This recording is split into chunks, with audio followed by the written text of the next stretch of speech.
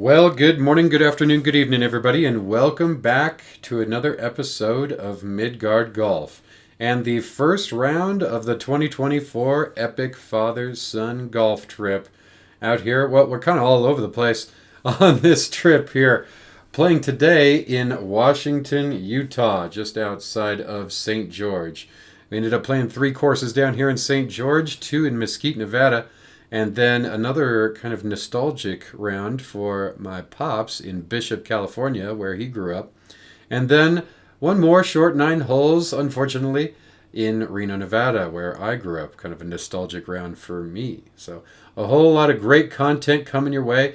Throw a like and subscribe if you're liking this content. And we've got some really beautiful courses to present to you. Starting with this gem here out in the desert, Coral Canyon. Again in Washington, Utah, just outside of Hurricane, Utah, as I understand they pronounce it down there in Utah. But anyway, yep, gorgeous track here designed by Keith Foster. So I must confess that I'm not all that familiar with Keith Foster and other courses that he's designed. Throw a comment in the comments section down there if you've played some other Keith Foster courses, and let me know what you think. But I thought this course was absolutely marvelous. So it's just me playing today, although we've got some father-son shambles coming up for the other courses that we played, so a whole lot of fun ahead. And I am playing from 2 up here. That's pretty much what we played this entire trip here. Still kind of working out the distance issues from my back injury, so I'm just like, you know what, I can give myself a chance and shorten up these holes a little bit for me so I can try to play some good golf anyway. So this first hole here, just 347 yards to get up on this green, and just a nice peaceful opener, I think. Great one to shake out the willies, that kind of first nervous drive of the day, no doubt. Couple of bunkers, as you can see, one left and one right. And yeah, I mean, left tends to go a lefterly shot, a draw tends to go longer, so you'll probably be safe if you do that. Fades tend to go shorter, so you'll probably be safe if you do that too, since the left bunker's short, the right bunker's long. Outside of that, the green slopes a little bit back to front and right to left as you look at it. So yeah, but not a very scary green altogether. What you want to do, pump it out there. Try not to end up in the desert that surrounds the hole, obviously, which is the theme for most of this course. And yeah, try to start off with a nice strong par or maybe a nice opening tweeter. So, driver in hand, let's give it a rip and see what we can do.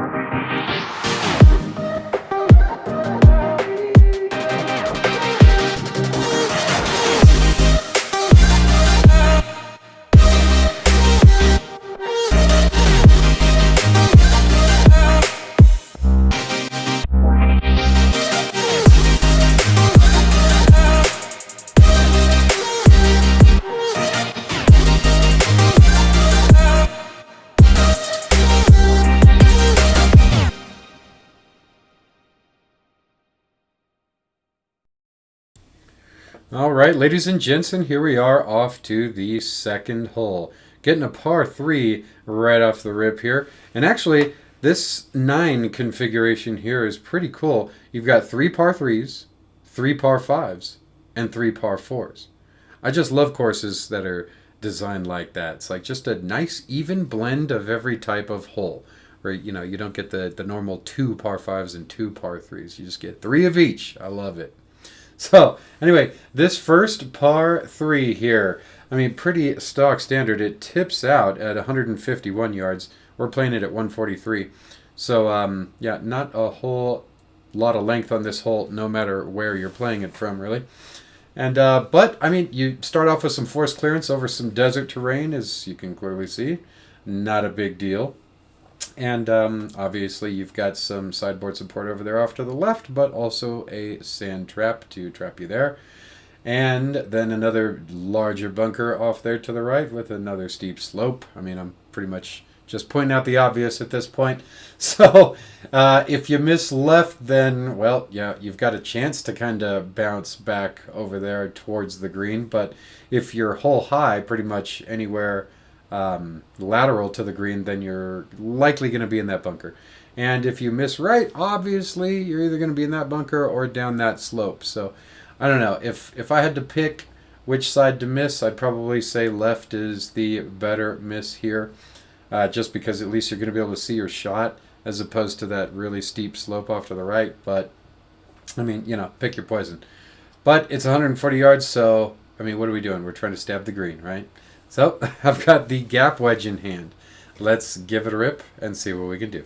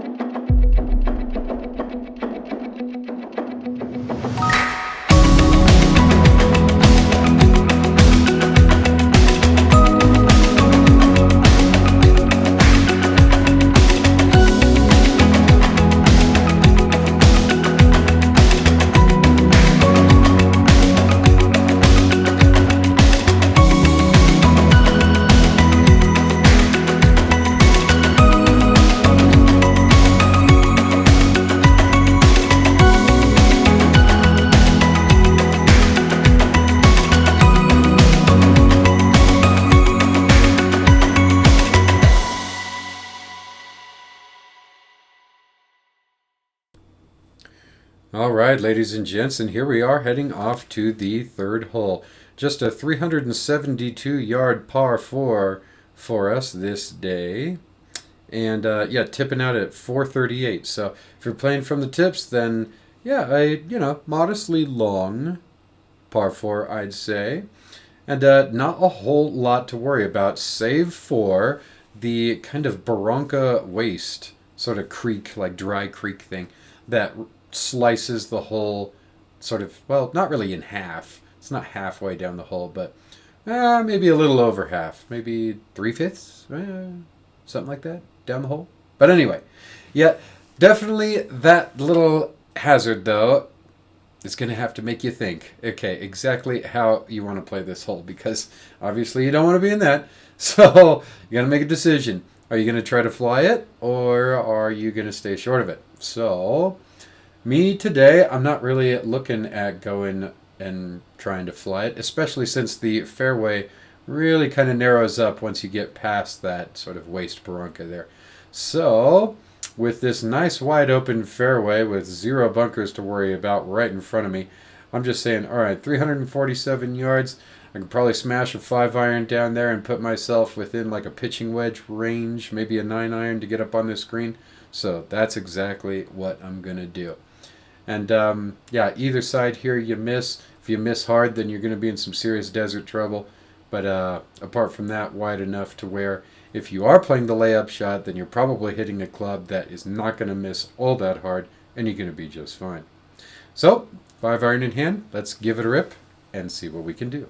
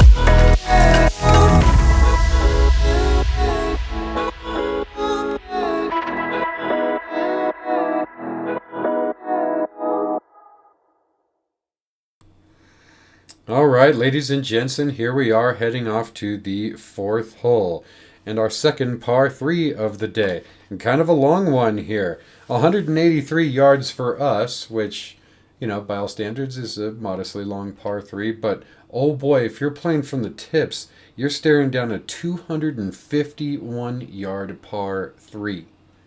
Now, I don't know about you guys, but I think even most pros would have a tough time sticking a 251-yard shot onto a green. So, yeah, pretty tough hole from the tips, I should say.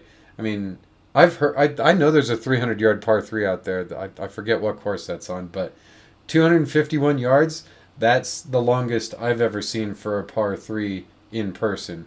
So, yeah, pretty gnarly. But, anyway, and I can't remember where the back tee box was either. I don't think it's all that elevated, so I think you're hitting that 251, and it's playing 251, so pretty brutal. But anyway, apart from that, let's see here, the hole. Obviously, you don't want to miss hard left. Going that way is going to put you squarely in the tall desert brush, and that's kind of disaster for your ball. You've got a little bit of room to miss to the right, and a sand trap to catch your ball kind of lateral and high to the green on the right. Apart from that, not a whole lot to worry about outside of the ton of forced clearance. So, yep, I have the 8-iron in hand, and yep, I'm just going to try to rip it up there, send it high as I can for an 8-iron, and stab this green. Let's give it a rip, see what we can do.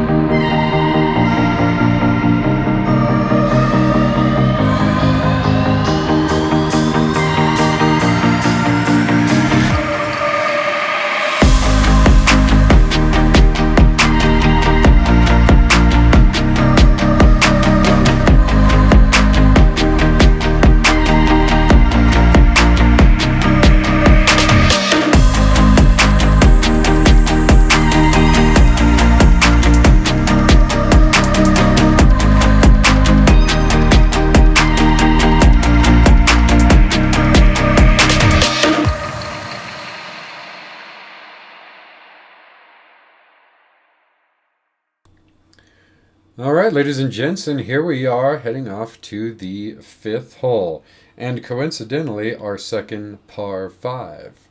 Playing for us today at only 465 yards and tipping out at 615, so pretty short from our tee boxes, but you step up to the blue tees, and that's 550, so it gets pretty serious after that. And then 615, yeah, that's a solid par 5 by all accounts, I'd say. But anyway, so yeah, this hole, yeah, had a little bathroom break there. That's why we kind of stopped the camera. But anyway, onward to the hole. So this hole is kind of another strategy hole, I would say. So you've got plenty of fairway for the driver, I'd say. But yeah, you've got a couple of bunkers that you're staring down kind of in the middle and left of the fairway. And then another one's kind of deep right on the fairway. And then after that, for your second shot, you've got a tiny little bit of forced clearance that kind of shaves right across the fairway, another sort of dry creek, barranca sort of thing. So, yeah, you're going to have that to deal with for your next shot, either onto the green or, just to get up there in chipping range, whatever the case may be. So, yeah, wide open fairway, though. No reason not to hit driver. I'd say you really just don't want to snap one left here. If you just aim right over those bunkers and hit a fade, you're going to be fine. Or if you're hitting draws, then you got plenty of room to aim right and then pull it back in from there. Your real trouble, I think, is going to come in on the second shot as the fairway really narrows up after that barranca and as you approach the green. But once you're safe over that shot, it's pretty much free flying the rest of the way home. So, obviously driver in hand, let's give it a rip and see what we can do.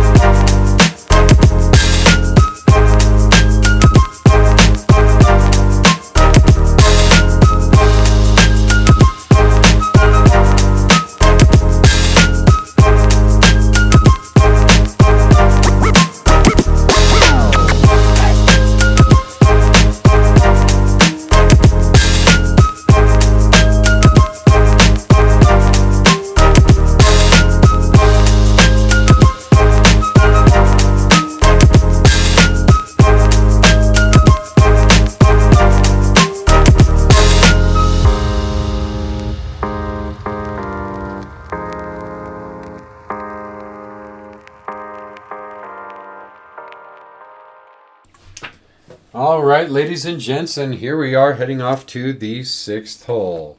Just a nice little par 4 for us here now. Playing for us at only 345 yards, but tipping out at 496. Staggering. Definitely earns its rank as the number 1 handicap when you're playing it from all the way back there. That's for sure. And it's not just the length, but also the fact that both shots on this hole, if you're going to get on in regulation, kind of have to be precision shots in terms of distance. Because you've got force clearance on both shots, unless you're Kyle Berkshire, and you're just going to absolutely destroy your drive and make it over both kind of, waist strings, barrancas that chop the hole early and then late. So you've got a landing area right in between it, obviously, there. And then and then another kind of shorter landing area right before the green. But yeah, obviously you don't want to be on that. You just want to be on the green on your second shot. It's par 4, right? But yeah, oh boy.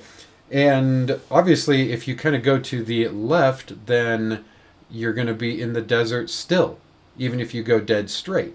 So, yeah, you can definitely drive it long and still be out of bounds.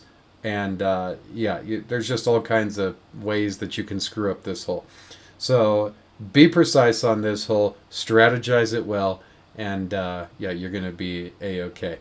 So, what am I doing? I'm taking driver. I'm just going to take that left line, hit the natural cut that I've been hitting recently, and let that come on back into the fairway. And whatever I got on home from there is what I got. So just, hitting driver really light off the tee box here because I am not trying to flirt with an errant shot on this hole. That's for sure. Once you get up to the green, you're definitely not going to want to shoot long of it. You got one bunker to worry about off to the right with a pretty steep lip that you're going to have to clear to get on the green if you get into that. But other than that, not a whole lot to worry about. You definitely don't want to miss hard left for your green approach either. So let's give it a rip and see how we can deal with all this madness. Let's check it out.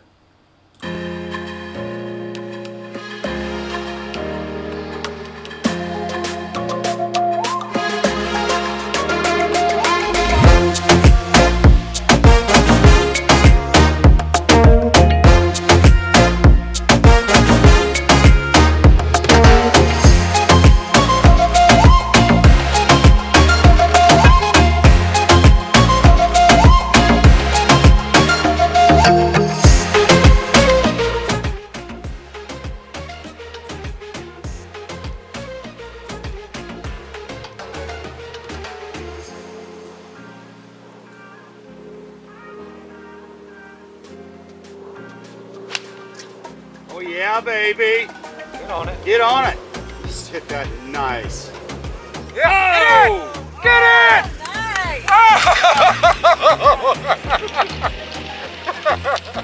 Nice. Nice. That's gonna be sick.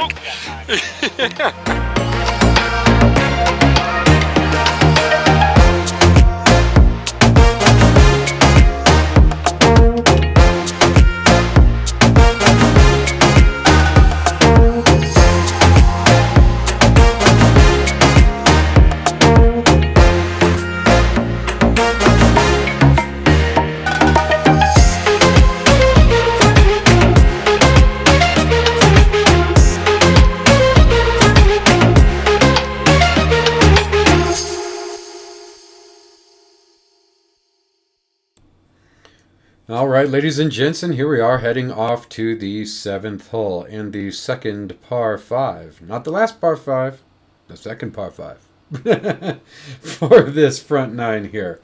And the 17 handicap, I don't know if I agree with that, but I'd have to do some soul searching to think of some other holes that I feel are easier than this one. But from the tips, it may very well be that this is number 17. But from the from 2 up, from the whites that we're playing, yeah, I don't know. It seemed like there were other easier holes out there than this one. But anyway, yeah, for us playing at 439, tipping out at 525. So by all standards, pretty short par 5, no matter what you do. But anyway, yeah. Outside of that, I mean, you've got a fair amount of stuff to worry about. You definitely don't want to snap it hard left, obviously. Otherwise, you're going to be in some serious bush trouble. If you miss over there off to the right, you got a little bit of sideboard support that's going to help you out. And obviously, you're not going to want to be in that fairway bunker. That might as well be a stroke penalty all in itself with how high that lip is for that. But outside of that, actually Pops ended up out in there in that desert off to the right, and we found it just fine, and he pulled off an amazing hero shot from that desert terrain to the right side anyway. So obviously didn't phase him, and I don't think that it would phase a lot of people who are decent ball strikers out there. So not a lot to worry about missing right. On your second shot, kind of the same deal. If you miss hard left, again, you're going to be in the desert bushy trees. And if you miss to the right, same deal. There's some more kind of sideboard support, but deserty sideboard support off there to the right as well. And depending on your angle onto the green, you may not see the bunker there off to the right, and then there's one more off to the left of the green as well. So if you put it up there and you end up missing hard to either direction but stay in play, then fair chance you're going to have to contend with hitting it over one of those bunkers to get on the green for your third shot anyway, if you don't end up in them. If you do end up in either of those bunkers, they're not all that scary of green side bunkers. And you should still have a decent chance to get an up and down birdie, or at least up and 2-putt par. So, got the driver in hand. I'm just going to take that left line and hit myself a little cut. Nice and safe. And let's give it a shot. See what we can do.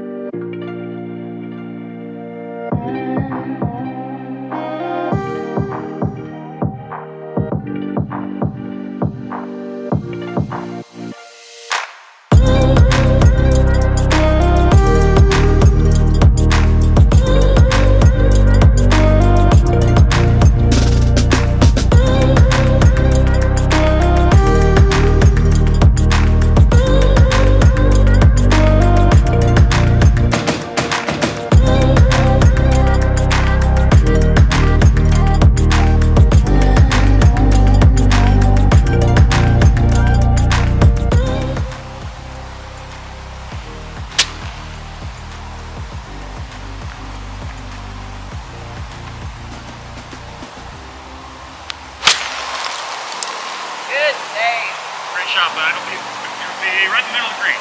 Nice. Yeah, you're good.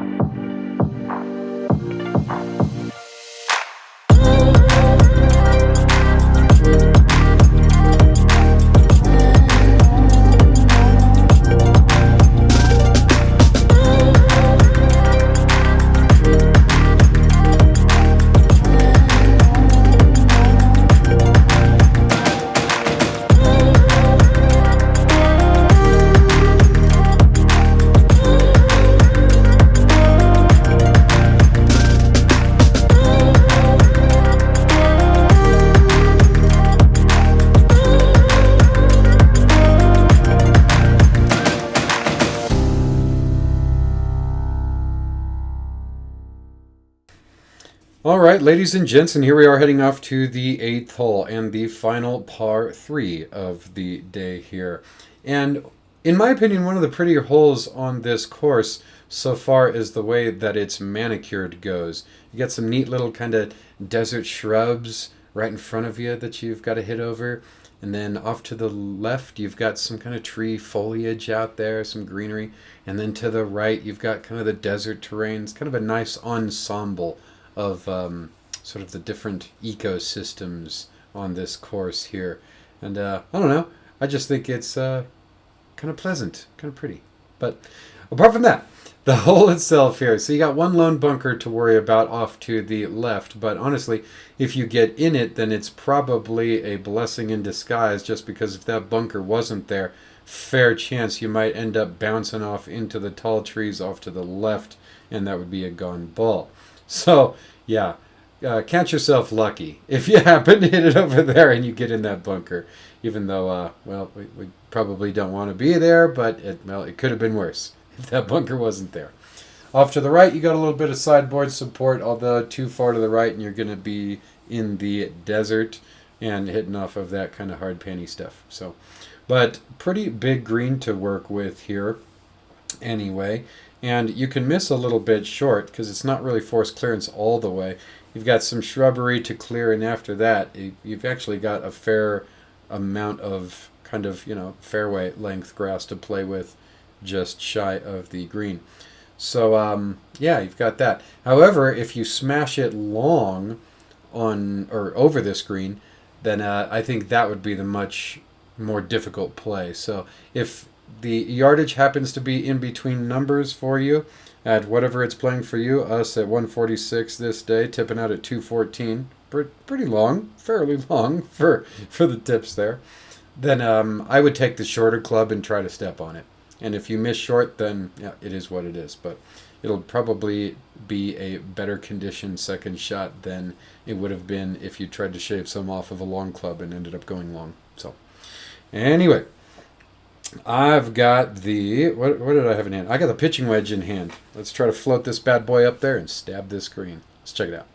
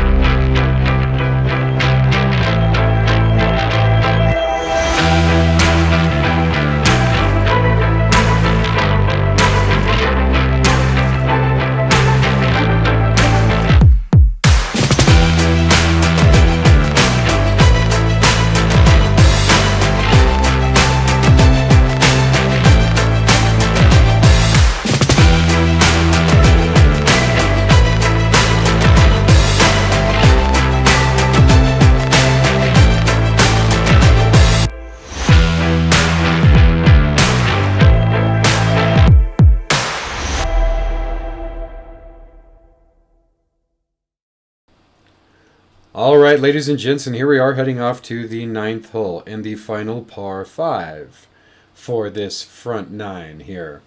The number 3 handicap, and I think that's pretty well earned. Playing for us today at 505, tipping out at 558, but kind of gradually uphill the whole way. So playing a fair amount longer than that, I would say.